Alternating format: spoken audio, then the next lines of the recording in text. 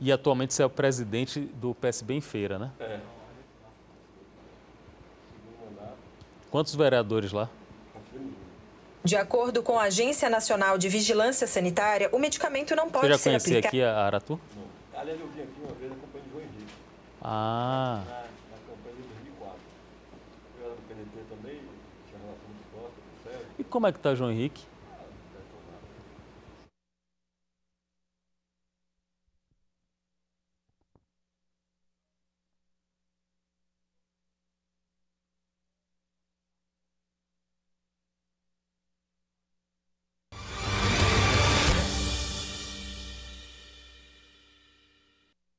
Aratu traduzindo para todos nós.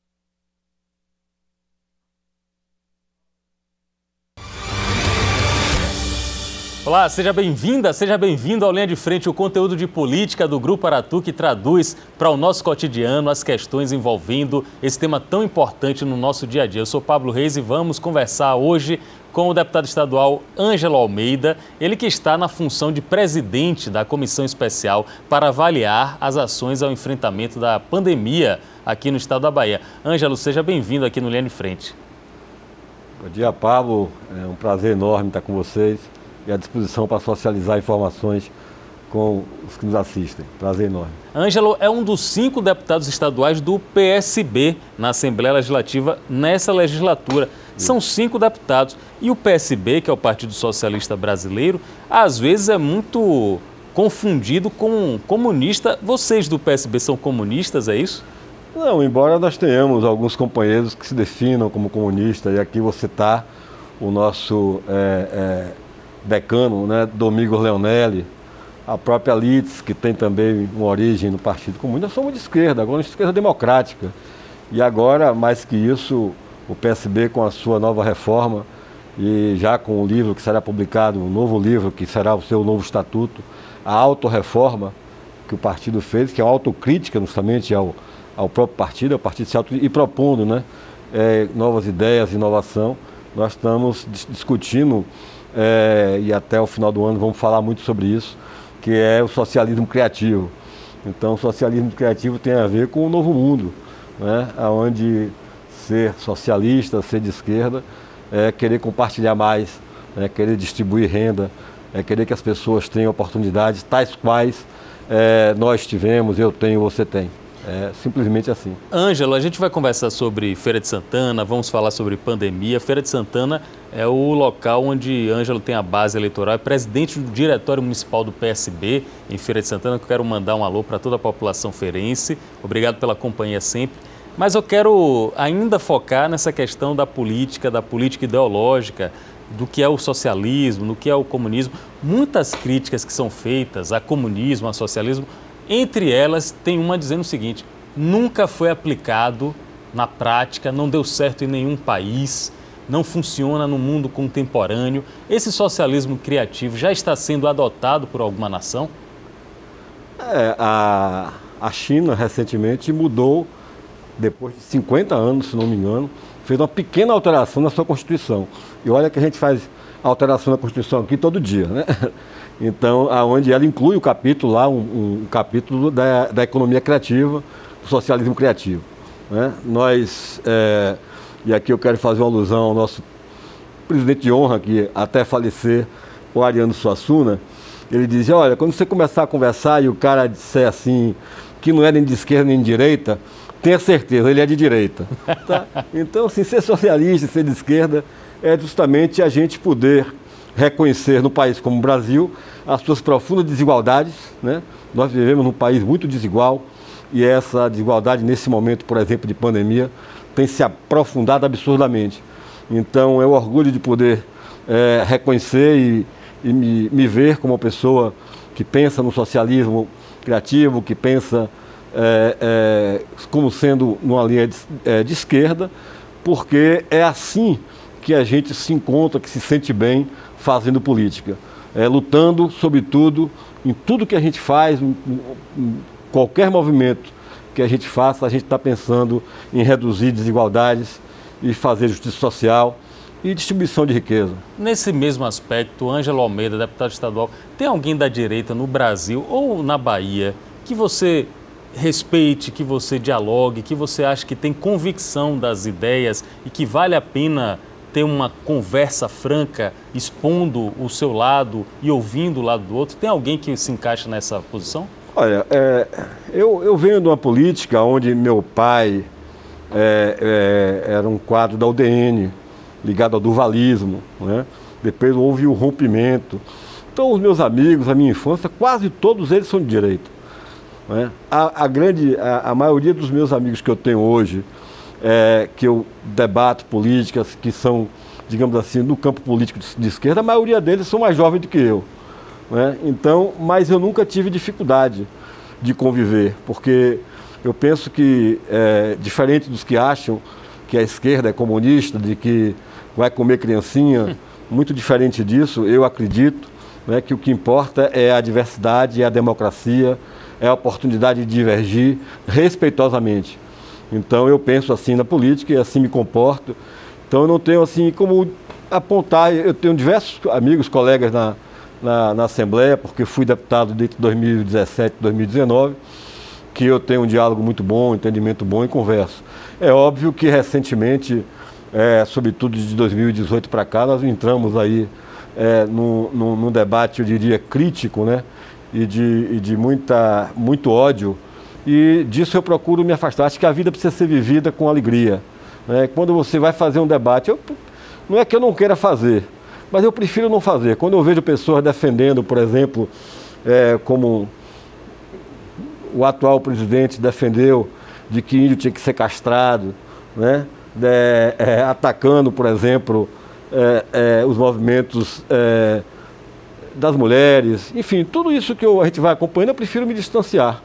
Porque eu não sei qual é o nível de um debate que pode ver com pessoas que pensam assim. Entre a minha pessoa e essa outra que pensa dessa forma, eu prefiro a gente divergir, mas se mantendo uma distância. Mas tenho dificuldade nenhuma de conversar com quem pensa também numa linha, né, da normalidade, né? Ângelo Almeida, 57 anos de idade, pai de 3, avô de 5, é o nosso convidado aqui no Linha de Frente. Vamos falar sobre pandemia, vamos falar sobre política. Quero saber a opinião dele sobre a causa do feminismo. Quero muito saber a opinião de Ângelo Almeida a respeito disso. E quero começar a nossa conversa sobre pandemia fazendo uma pergunta que muita gente me faz, e talvez o senhor, como presidente da comissão de especial para avaliar as ações do enfrentamento à pandemia, possa responder. O que foi que houve com aquela história dos respiradores? O que é que a gente pode passar para a população?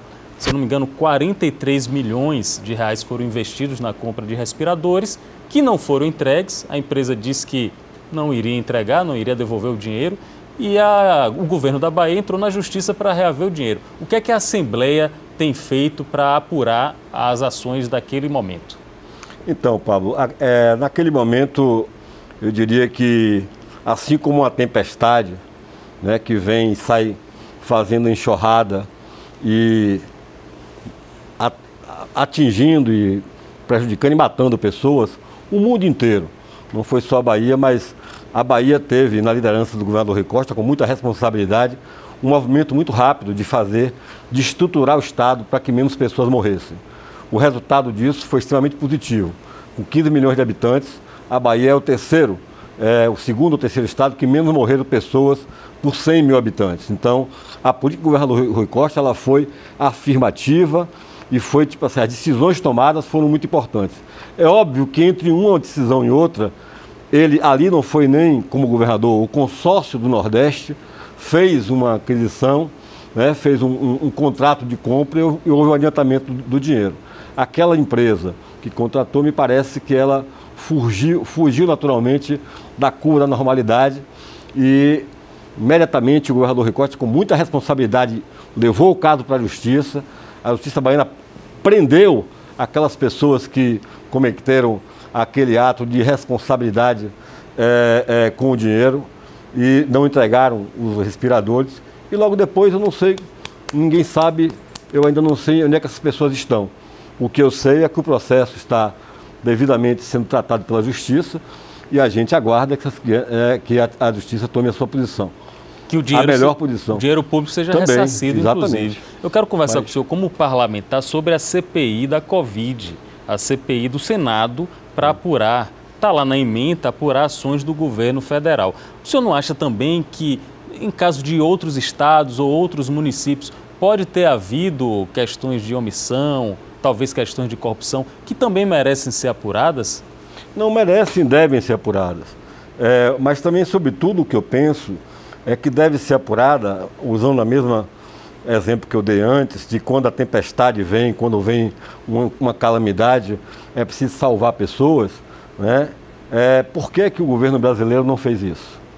Porque enquanto, por exemplo, o governador Rui Costa estava ainda no dia 10 de agosto de 2020 assinando protocolo para adquirir as vacinas, no caso a Sputnik V, que saiu agora, essa semana, notícia fresca, não sei se vocês já sabem, mas o fundo russo anunciou segunda-feira que a eficácia da Sputnik V saltou de 22,6% para 27,6%, ou seja, quase 100% de eficácia. E nós não temos essa vacina aqui, enquanto 60 países já estão utilizando, né? E não sinceramente, não é pouca coisa para um país que já tem aí se aproximando até o final desse mês, infelizmente, de aproximadamente 400 mil mortos. Quando a gente pensa porque isso aconteceu, dá muita tristeza. A partir do momento que a gente, há 4 meses, vem presidindo a comissão de avaliação dos impactos da Covid na Bahia, né? E sendo membro da Comissão Nacional da Avaliação das Vacinas pelas Assembleias Legislativas do Brasil inteiro, a gente vai colhendo informações. Eu tive, por exemplo, ontem, para uma oportunidade de dialogar numa reunião de 1h30 aproximadamente com o embaixador da Grécia, de Israel no Brasil. E esse embaixador nos colocou de que a vacina comprada foi a Pfizer, né, e que os instrumentos, as ferramentas que eles usaram foram a inteligência, a tecnologia para rapidamente vacinar a população. E Israel, até para contextualizar, desculpe interromper o senhor, Israel foi o primeiro país de médio, grande porte que conseguiu praticamente imunizar a população inteira com um tempo recorde, não foi isso? 65% da população inteira está vacinada, né, com a segunda dose, e 85% da população acima de 16 anos já está vacinada, porque a vacina, por enquanto, não está sendo recomendada de 16 anos para baixo. Então, praticamente, está lá hoje com pouquíssimos casos, né, ativos, muito pouca coisa, e já se livrando das máscaras e podendo voltar à normalidade. Então, assim, quando a gente pergunta o que poderia ter sido feito, né, e é claro que tem respostas. Uma coisa é você perguntar o que poderia ter sido feito e não ter respostas. A outra coisa é a gente saber o que poderia ter sido feito e não foi feito. Aqui no Brasil, se negou a ciência, se negou as vacinas, né? Começou com a história de que ia ser só uma gripezinha, depois evoluiu para, vai morrer e daí, depois evoluiu e foi ficando pior, né? Quando chegou ao ponto de ameaçar se retirar da Organização Mundial de Saúde, né? E enquanto o governador Rui Costa estava lá na Rússia contratando, naquele mesmo momento ele estava negando um pré-contrato com a Pfizer de 70 milhões, rasgando, na verdade, um contrato que foi enviado com a Pfizer de 70 milhões de doses de vacina. Então, sim, só por aí, com 70 milhões de doses da Pfizer, com 50 milhões da Sputnik e com esses aproximadamente 80 milhões que já tem aqui, né, de vacina segurada da Coronavac e da vacina da Fiocruz, a AstraZeneca, nós teremos seguramente aí 50% da população neste momento vacinada. Né? Nesse momento, a Sputnik, a vacina russa, não está autorizada pela Anvisa, né? Já tem um pré-contrato do consórcio do Nordeste para adquirir essas doses, mas não tem como chegar no nosso organismo, não é isso? E o pior, Pablo, neste momento, o secretário executivo, Dr. Carlos Gabas, e o subsecretário executivo, Tiago Campos, estão na Rússia. Eles vão chegar sábado e nós estamos aguardando quais são as novidades que vão trazer. Mas o fato é que nós temos duas instituições hoje públicas, ou seja, estatais, que produzem vacinas, né? E ambas a partir uma delas a partir do IFA, né? O insumo farmacêutico ativo, que é chinês.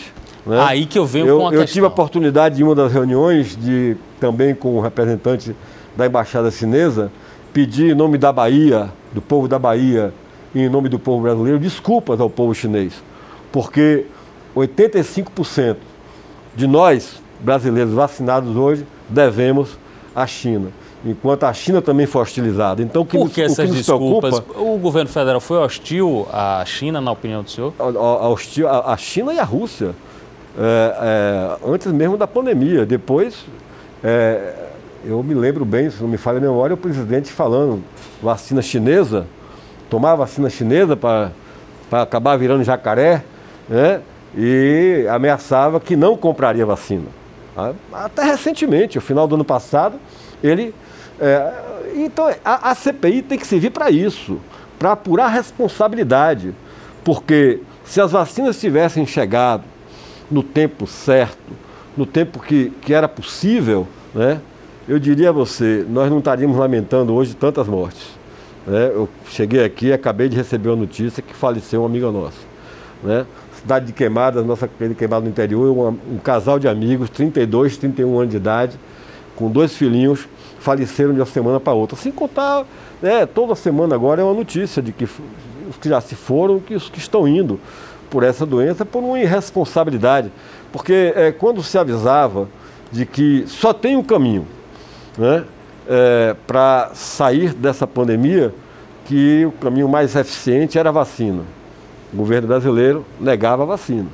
Se o seu representante maior negava a vacina, ele estava ali representando o governo brasileiro, que ele foi eleito para isso. Então, assim, quando a gente passa 4 meses se debruçando, estudando e fazendo várias audiências públicas, e quero dar aqui a você, Pablo, uma notícia de primeira mão para os seus telespectadores, para o público da TV, da SBT, da TV Aratu, de que no último 31 de março, uma quarta-feira, nós fizemos uma audiência pública na Assembleia com um médico cardiologista, pós-doutor pela Universidade de Johns Hopkins em Baltimore, nos Estados Unidos, e ele levantou, vou falar aqui uma linguagem bem popular, levantou uma lebre, né, de que já existia, de fato, a nível mundial, um registro de que iríamos vivenciar um problema mais adiante, que são as síndromes pós-Covid. Síndrome pós-Covid já é identificado, não está mais no campo da possibilidade, já é uma realidade. Publicação, estudos, publicação em revista americana, revista inglesa. Quais são as sequelas que o senhor já tem conhecimento? O que é que essa síndrome pode provocar? Esquecimento, perda de memória, dificuldade de respiração? Tudo isso. Sendo que é considerado síndrome pós-Covid quando esses sintomas persistem por mais de 12 semanas. Ou seja, 3 meses a pessoa vai sentir uma estafa, um cansaço, vai ter taquicardia, arritmia, né, problema renal. Durante 3 meses ela ainda é considerada uma síndrome da Covid. É uma sequela da Covid. Né? Mas depois de 3 meses, cientificamente, está constatado que aí passa a ser, e já está recebendo pela ciência, uma denominação de síndromes pós-Covid. Isso é muito preocupante, deputado. Pode dar uma sobrecarga maior ainda no sistema de saúde. Exatamente, exatamente. A gente está preparado para isso? O SUS é formado de guerreiros. Esse momento também a gente precisa aqui parabenizar a todos que estão nessa linha de frente, porque são gigantes, meninos, jovens, homens, mulheres, que vêm duramente lutando para salvar vidas e para minimizar, né, o que é essa doença, essa pandemia que é tão terrível. Quando a gente percebe, por exemplo, de que é preciso que alerte, porque já perdemos tempo demais, né, com a falta de vacinas, com um dos motivos que levou Israel a superar dificuldades foi que o governo enfrentou os problemas. Existia fake news, eles combateram a fake news. Existia campanha anti-vacina, o governo combateu a campanha anti-vacina, né? O presidente, o primeiro-ministro israelense, foi lá e botou o braço e tirou uma de Zé Gotinha. Benjamin Netanyahu, que inclusive é de direita, ele virou um Zé Gotinha, aquela figura dele, e foi lá e foi convencer a população de que era importante vacinar, que era importante usar máscara, que era importante, né, usar o álcool gel, lavar as mãos, evitar as aglomerações. Tudo isso foi feito com iniciativa. Aqui não, aqui foi tudo ao contrário. Então, assim, quando você pergunta, é muito preocupante, mas há também que se começar a preparar profissionais, capacitar profissionais para compreender e começar a estudar esse novo momento, que é um momento para as pessoas do sistema SUS, porque o particular, o privado, ele se adapta rapidamente, aprende rapidamente, estuda, manda o pessoal para o exterior e, enfim, vai no centro lá como São Paulo e volta sabendo como é que tem que fazer, quais são as medidas, as terapias que vão ter que ser encaminhadas. Mas no SUS é preciso ter um suporte do governo. Eu, particularmente, quero dar aqui em primeira mão de que no dia de ontem eu encaminhei uma indicação ao governador Rui Costa, que foi protocolada ontem, sugerindo essa indicação, projeto de indicação, sugerindo de que o nosso sistema, que aqui na Bahia, o governador Rui Costa foi pioneiro no Brasil inteiro. Na verdade, assim, ele buscou o modelo do Ceará, mas melhorou muito, que é o sistema das policlínicas regionais de saúde, que são, né, os consórcios que são consórcios federativos de saúde pública da Bahia, aonde em cada território você tem ali, cobrindo praticamente hoje todo o estado da Bahia. Então, se você tem um equipamento daquele, que já é equipamento, digamos assim, 4G, né, 5G, de última geração, né, com uma excelente equipe muito profissional, você vai saber o que é que está faltando naquela equipe para que você tenha mais fisioterapeutas, pneumologistas, cardiologistas, que vão ali adaptar rapidamente. Então a Bahia pode sair na frente, né, do sistema SUS de todo o território brasileiro, e eu tenho certeza que com a sua ideia sempre avançada, inovadora e sempre atuante no sentido de ser eficaz no que faz, o governador Rui Costa deve aderir e abraçar essa indicação, dando ao povo da Bahia a oportunidade de servir, inclusive, de lição para o Brasil inteiro. Deputado Ângelo Almeida, presidente da Comissão Especial de Avaliação das Ações de Combate à Pandemia, já está preocupado aqui, em primeira mão, no linha de frente, com os efeitos pós-Covid para a população. Quero saber a opinião do senhor a respeito da volta às aulas presenciais. É um tema urgente, as crianças já estão há mais de um ano fora das suas atividades presenciais e isso afeta não apenas, não estou nem preocupado apenas com a parte didática, educativa e pedagógica. Estou preocupado com a saúde mental das crianças. De que maneira a gente pode colocar uma luz no fim do túnel para esse grande dilema da volta às aulas presenciais? Olha, eu não me sinto em condições de defender a volta às aulas presenciais nesse momento e vou lhe dizer por quê. A primeira audiência pública que nós fizemos na comissão foi ouvindo o secretário de Saúde do Estado da Bahia, Fábio Vilas Boas, doutor Fábio Vilas Boas, a quem quero parabenizar pelo excelente trabalho que vem sendo feito à frente da Secretaria de Saúde da Bahia. E ele, didaticamente, com muita clareza, passou para nós na Assembleia, para os deputados, para todos que participaram daquela comissão, que deu uma audiência extraordinária, mais de 250 pessoas acompanhando ali ao vivo, online. Ele foi didático em apresentar detalhadamente os investimentos, como foram feitos os investimentos, de que forma e como estava a situação, o quadro, né, da Bahia naquele ainda janeiro de 2021, ou seja, há cerca de 4 meses atrás. 15 dias depois, nós fizemos uma audiência com a Secretaria de Educação do Estado da Bahia, aonde esteve presente o subsecretário Danilo e diversos atores, né, do setor, tanto da rede pública quanto da rede privada. E ali, Pablo, algumas era muito forte a pressão sobre a sociedade, a mídia estava ali trabalhando, tensionando para que as escolas fossem abertas naquele momento, e ali estavam morrendo 1.500, 1.000 e poucas pessoas já por dia no país. Ou seja, o início da segunda onda era ali. Naquele debate todos recuaram.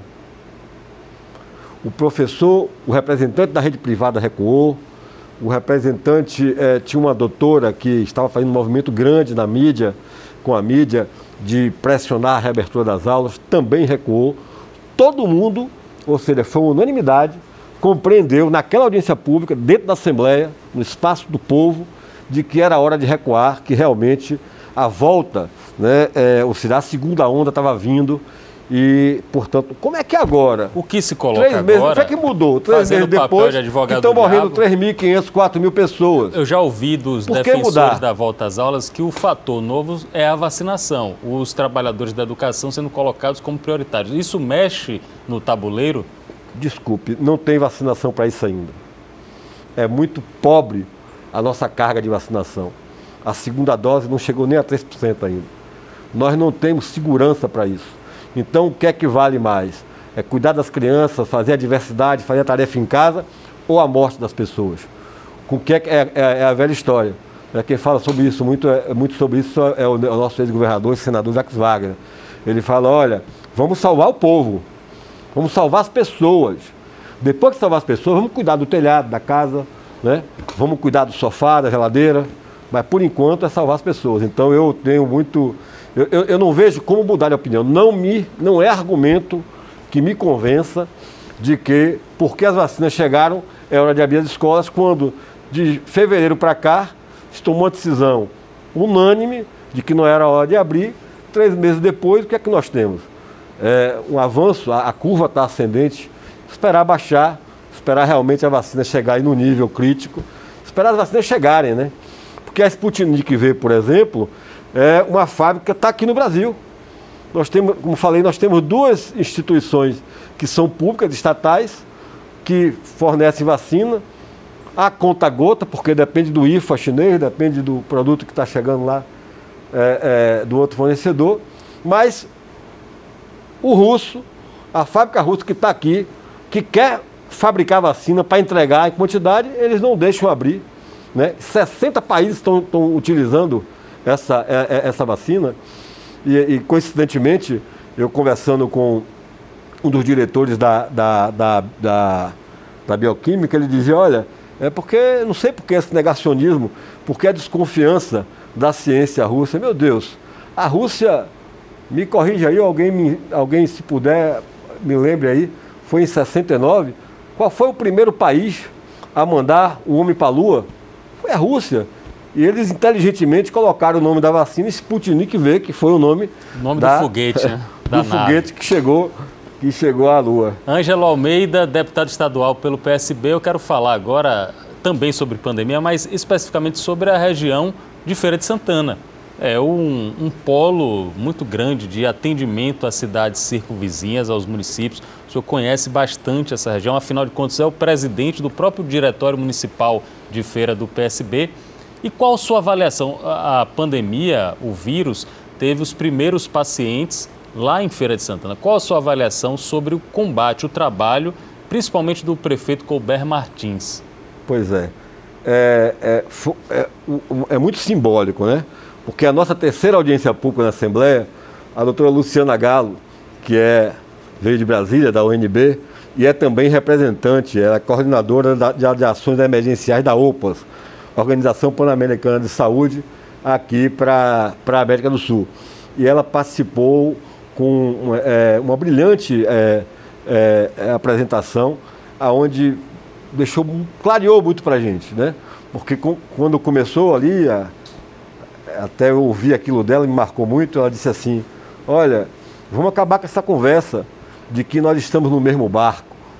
Nós não estamos no mesmo barco, né? A pandemia, a Covid-19, mata mais pobre, muito mais pobre. São os pobres que estão morrendo, e aí ela apresenta dados cientificamente, né? Então, assim, quando a gente percebe isso, a gente fica assim... Feira de Santana, o primeiro quadro foi isso, né? Até esposa de um amigo meu veio de Portugal, pegou, foi para casa, ela estava contaminada, coitada, não tem, né, nenhuma culpa, mas a empregada pegou, né, a funcionária dela, foi para casa, a mãe pobre da periferia foi a primeira a morrer. Então o primeiro caso que aconteceu já foi denotando claramente de que ela é uma... Porque os recursos são muito maiores, né? E olha que era uma coisa muito desconhecida, né? Mas o que é que a gente percebe? Feira também é uma cidade muito desigual.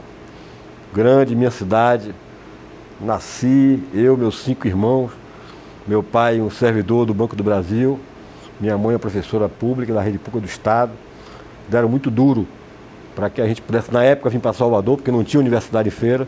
Existia a UFES, a gloriosa UFES, com toda a sua início, mas não tinha curso de medicina, não tinha curso de odontologia. Meus 2 irmãos formaram em médico, eu formei em odontologia, minha irmã também, e aí foi, todo mundo se formou, e todos vieram se formar naquela época aqui em Salvador.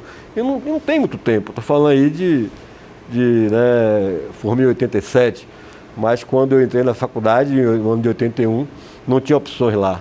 Eu tive que sair de Feira com 15 anos de idade para vir estudar aqui, porque era o gargalo da UFBA, né? Só tinha universidade. Graças a Deus tivemos um governo democrático e progressista que deu à Bahia hoje a oportunidade de ter 5 universidades, ou 6 universidades públicas, universidades públicas, e Feira de Santana virou, né, um ambiente universitário, né, com os programas de inclusão, de políticas públicas para universitário, com o ProUni, com o FIES e tudo isso. Feira conseguiu controlar a pandemia? Não tem como controlar uma pandemia. Eu diria que Feira morreram 600 pessoas. Não é pouca gente, é muita gente, né? Uma cidade, muita gente que morre, que a gente conhece, que é amigo, que se encontrava, que não vê mais, né? Eu, semana passada, eu fui para a roça quando a coisa eu sou hipertenso, sou diabético, não tenho preconceito, não escondo de ninguém. E aí, num determinado momento, eu vou para a roça, vou me isolar lá, fiquei num sítiozinho do cunhado meu. Tinha uma casa, olha, compadre, já para cá, fico nessa casa aqui. Eu fiquei lá. E antes de sair, eu passei num posto de gasolina, ali na Avenida Contorno, e procurei saber sobre um amigo meu, Paiva, né? Cadê Paiva? Tá aí? Eu tinha outra refação de café em Feira e sempre eu comprava óleo diesel com ele, né? Se tem um tempo. Aí a menina, não, hoje ele não está indo. Eu queria dar um abraço nele, ele tinha me ajudado muito, me tirou de alguns sufocos.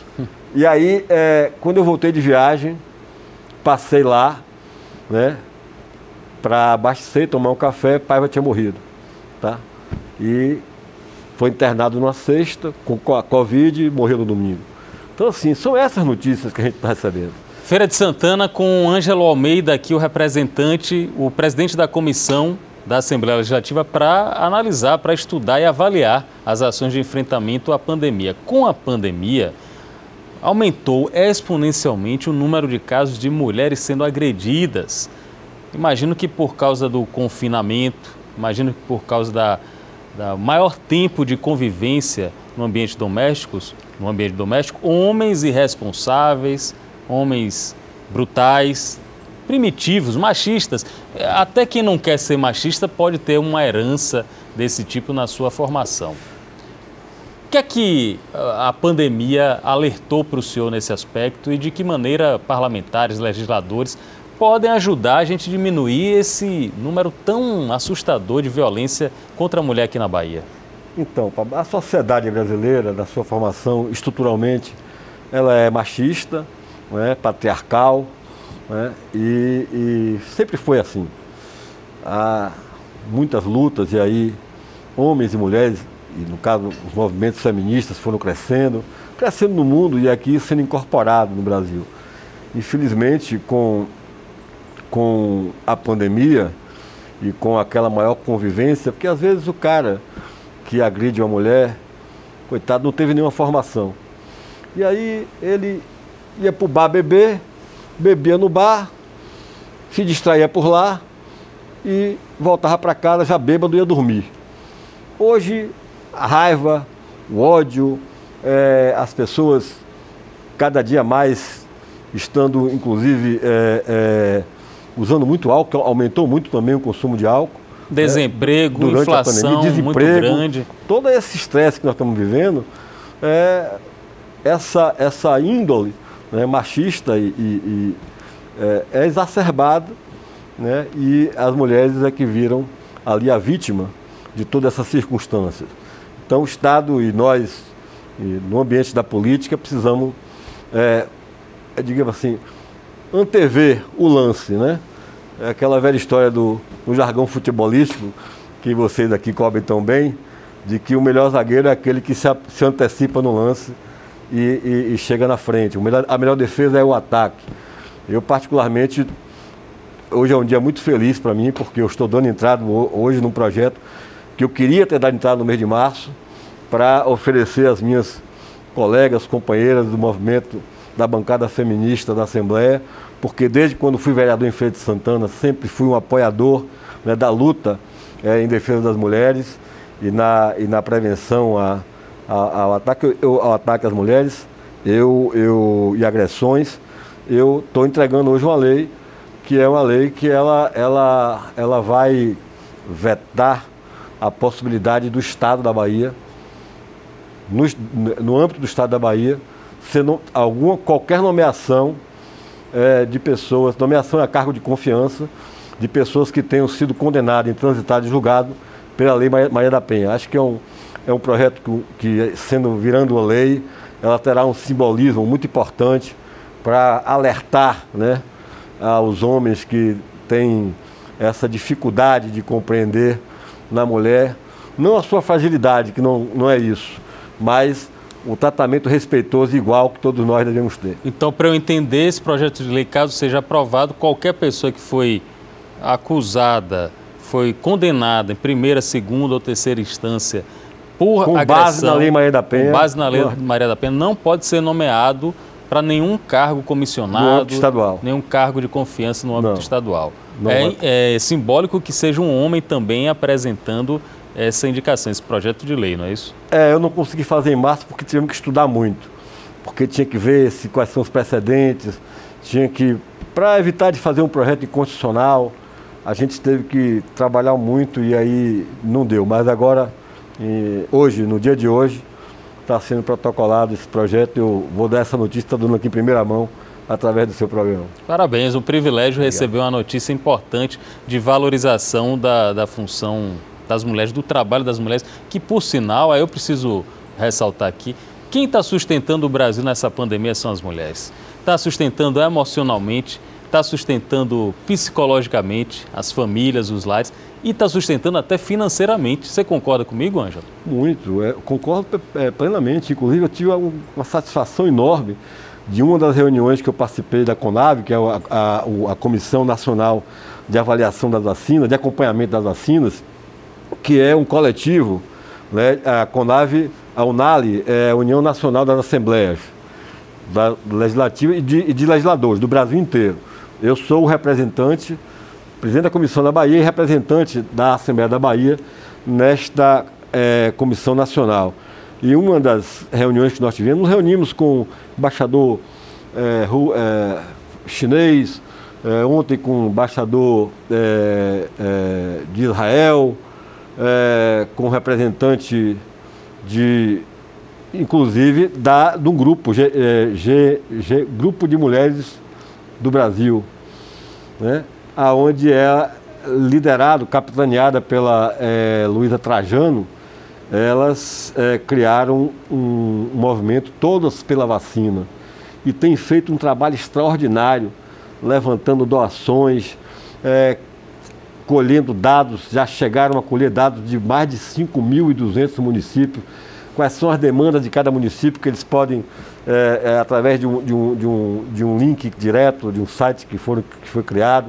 Então, assim, e essas mulheres, 3 delas estavam lá, desse grupo, representando a Trajano, e você fica assim, sabe, muito animado, com a capacidade de ativismo, né, de agilidade em tudo que fazem.